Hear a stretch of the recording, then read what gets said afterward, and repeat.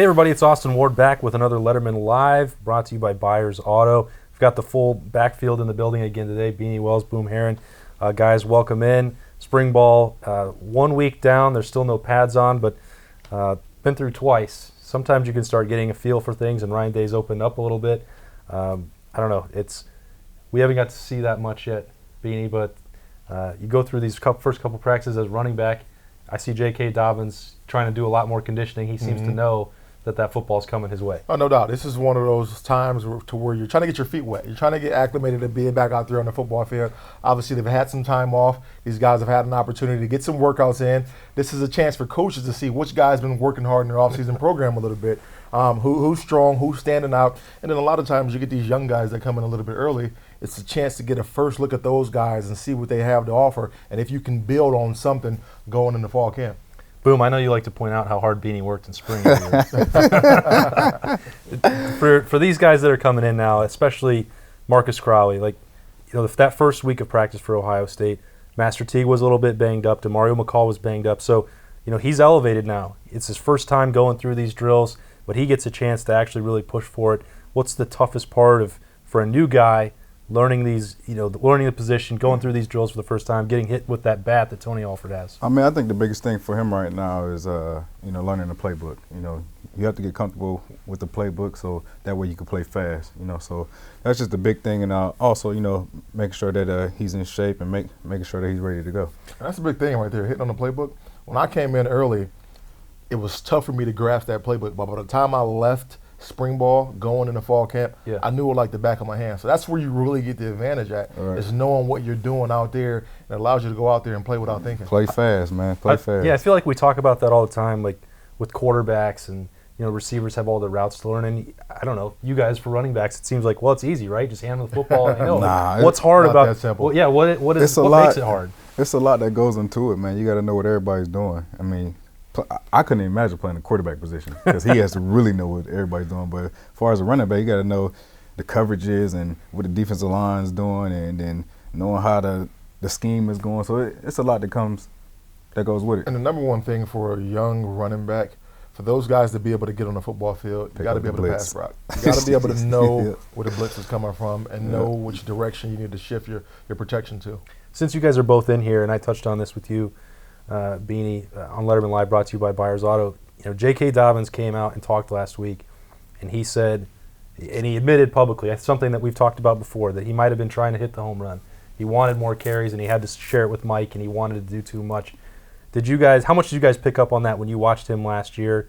How much of a difference can it make if he's now building himself to be 25, 30 touches a game? It was easy to see last year. And you know it from being a running back that has had to split time and be out there in spot duty, that anytime you're getting the chance to get the football, you want to make a play. You want a big run because you want people to take notice of what you can do, and you want the coaches to say, yo, you know what, we need to get this guy more carries. Exactly. But, he's going to be a lot more even keel knowing he's going to be the guy next year.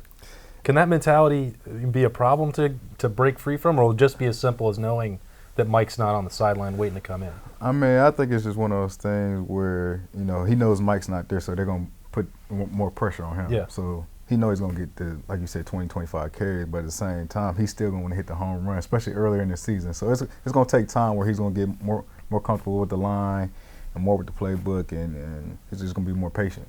So there have just been 2 practices, but it's never too early to start looking ahead to the schedule in 2019. This week, it came into my inbox, the over-under betting total already for wins, and it was 10 for Ohio State. Now, that's the highest total in the Big Ten. They're the Big Ten favorite again. They've got pretty decent odds to get back to the college football playoff. But looking at that 10, the under was a slight betting favorite. So I don't know. Do you guys see 3 potential losses on there? Would you have any concerns advising people to smash the over? When I tell you that that's the line for win totals, what's the first thing you think? Oh, I mean, I think that will kind of be a disappointment. I know we lose some great players, some speed out there on the edge, and obviously what Dwayne Haskins was able to do was incredible. The greatest season ever to come through Ohio State. With that being said, we went out and got the quarterback who was the highest rated recruit that Ohio State's ever gotten. We're watching a Ryan Day offense that he's going to have complete control over. It's not going to be one of those situations to where Urban Meyer comes back, takes over the reins. Everybody got pumped the brakes now. We saw a young, hungry football team. Yeah. Defensively, we went out and got some of the best defensive coaches in the country. If we only win 10 games, I'm disappointed. Yeah, I mean, I agree with Beanie. I mean, I think we are spoiled here.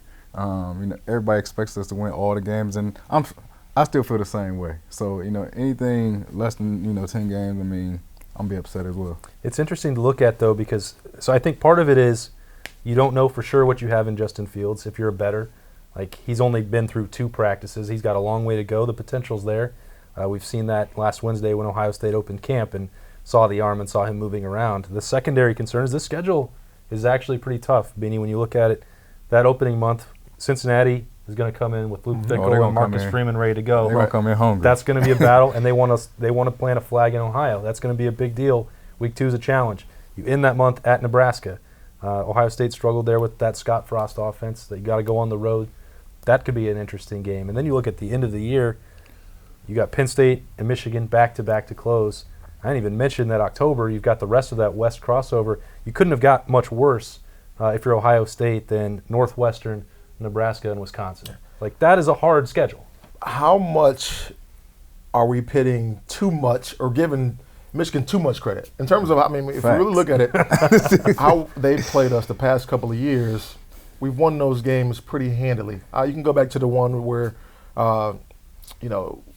Curtis Samuel gets the run to push it over the top. That was a very good game. But outside of that, we've been pretty much in control. And I think, naturally people want to say Ohio State, Michigan is this awesome rivalry, which it is. But we've been giving them a little bit too much credit in terms of how good they've actually been in this game and saying it's going to be a tough matchup. Yeah, I don't think anyone in Columbus is having much problem giving Michigan too much credit. But nationally, that might be the case, though, right, Boom? Yeah, it is the case. I think everybody just wants to see them be good, and everybody wants to see the Ohio State-Michigan game be a great game, which is we've been dominating the game like Beanie's been saying. So, honestly, in my opinion, I think the same thing is going to happen. I think, when you lose 2 great coaches like that we basically just took from them, it's going to be tough for them to, just come back and just expect to have great things happen. Guys have to get used to, playing for the coaches. The coaches got to get used to their guys. So it's going to be a task. Hey, never too early to talk about gold pants, right? Exactly. Right. No doubt. All right, we got Boom and Beanie. We're going to cut them loose here on Lettermen Live, brought to you by Byers Auto. We appreciate the loaded backfield coming in, hanging out with us. Their podcast will be back again this week. Check that out every single week on SoundCloud, YouTube, everywhere else that you can find it. It's great. It's had some awesome guests, Ohio State Buckeyes, NFL guys, across the board, life advice. Check it all out. Those 2 will be doing it, filming that shortly. Lettermen Live brought to you by Byers Auto. Appreciate these guys hanging out. Now we're going to shift it over and bring Berm in for a recruiting update. All right, now we welcome in Berm to Lettermen Live, brought to you by Byers Auto. It's time for a little recruiting update, and it's always easier to kick these off, Berm, when Ohio State picks up a recruit. You went and saw on Monday Trey Leroux, and he had some news for you. Yeah, Trey told us Monday when we got there, basically I walked into school. My intention was to just sit down and talk to him and get an update on his offer. And he's like, well, I've decided I'm committing tonight. I said, well, okay, let's change how we're going to talk to each other here. And I'm not surprised it happened quickly. Trey had told me after the offer last Friday during a visit to the school that he was going to do it probably within the week. But for him to come out, he sat through the weekend with his family and decided, hey, there's not really a better opportunity for an Ohio kid than Ohio State. And, the real reality is if you're an Ohio-born prospect and you get that offer, there's not always an open-ended timeline on it. So if you don't jump on that relatively quickly, the Buckeyes could move on. And in the class that they need 6 offensive linemen, I know a lot of people are freaking out because he's a 3-star and so is Jacob James. But if you get 4 top 100 linemen in this class and 2 projects from the state of Ohio that are maybe 2 or 3 years away from playing, as long as they're 6'8" and 320 pounds, you put yourself in a good position. And that's really what this is about for the Buckeyes. It's about making sure that the lack of depth on the offensive line gets addressed and addressed quickly. And even though they signed 4 in 2019 with Jonah Jackson being added and Enoch Vamahi at the end and DeJuan Jones. DeJuan Jones is a 3 or 4 year project. Enoch Vamahi could be on a 2-year mission after his freshman season. So you just really don't know what's going to happen. And obviously Jonah Jackson is only a 1-year rental. So this is about the Buckeyes making sure that depth is addressed.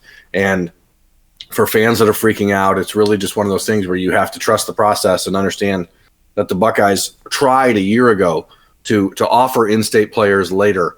And what we're realizing in this new world of internet recruiting and how strongly these kids can form relationships with schools and players all around the country because of how easy communication is. It is a lot harder 9 months from now to come in and steal a kid from Michigan State than it used to be. Yeah, I know you've got this question a number of times already, Berm, but it seems like we've talked about it the last couple of weeks, in fact, a shift in recruiting philosophy, and there's been some people, yourself included, some fans that want Ohio State to be recruiting the Ohio kids, and then it happens, and some of them are not going to be 4 and 5 stars, and then there's complaints. But, I mean, you can't really have it both ways. Yeah, I mean, the reality is there's not that many 4 and 5 stars in the state of Ohio. So you have to recruit the best of the best in the state, but you also have to recruit the players that fit the program the best. And that's why when you see a kid like Jaheim Thomas, this outside linebacker, probably down the road defensive end at Cincinnati Princeton, he's a top 150 player according to all the national rankings, but doesn't have an offer from Ohio State because, quite frankly, the Buckeyes don't think that he's good enough yet to have an offer. So there's this weird catch-22, but Buckeye fans want Ohio State to recruit the state and make sure Ohio's best stay in Ohio. But if the players Ohio State thinks are the best in Ohio don't match up with the rankings best in Ohio, then you have to defer to the Buckeye coaching staff. And that's what I think people have a tough time with because they see the rankings. And Ohio State coaches see the rankings too. They want to know. I mean, I could be very clear with you. After hearing about the Leroux offer and finding out that, they were going to take the commitment, a coach from Ohio State said, where is he ranked in the state? So they want to know. But they also know that at 6'8", 320 pounds, he's not a fat kid. I mean, I went there to Norwalk expecting to see a much bigger kid than I saw, which is crazy because he's huge. He's a monster human being. But he's not a fat kid. He's not a fat 330 pounds. So they saw a big body with a lot of potential, and Buckeye fans should be glad that he's in class now because, as I wrote about on Wednesday, there are not often non-committable offers in the state of Ohio, but there are certainly conditional offers. And a kid like Trey Leroux, if he decides in 3 months from now he wants to sow his oats and go visit Michigan again or visit Notre Dame, then he will not be in Ohio State's class. And that's just the way it's going to be. So, these offers, they come earlier than they maybe did in the past, but they also come with a much stricter guideline, which says you are a Buckeye or you're not. And so I think that, there's that catch-22 in that game of roulette a little bit where it's easier to offer kids from further away and harder to offer the ones from in-state, but it's easier to hold on to the ones in the state.